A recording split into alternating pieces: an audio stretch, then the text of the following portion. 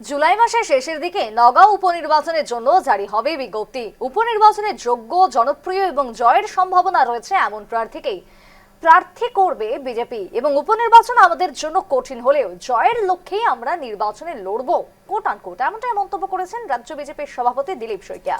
সমষ্টি পুনর্নির্ধারণের পর নগাঁও কেন্দ্রের জনবিন্যাসে কিছুটা পরিবর্তন হয়েছে। উন্নয়নের স্বার্থে নগাঁও লোকসভা কেন্দ্রের মানুষ বিজেপিকে সহযোগিতা সমর্থন করবেন বলেও মন্তব্য করেন দিলীপ শইকীয়া। কি বললেন তিনি, শুনব।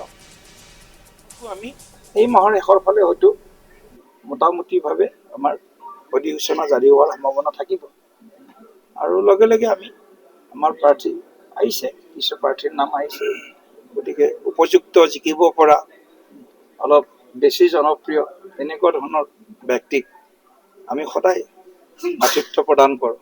গতিকে এইবাৰো তেনেধৰণৰ বাই ইলেকশ্যনটো আমাৰ কাৰণে কঠিন আছে, চেলেঞ্জিং আছে, কিন্তু তথাপিও আমি জিকাৰ কাৰণে নিৰ্বাচন খেলিম।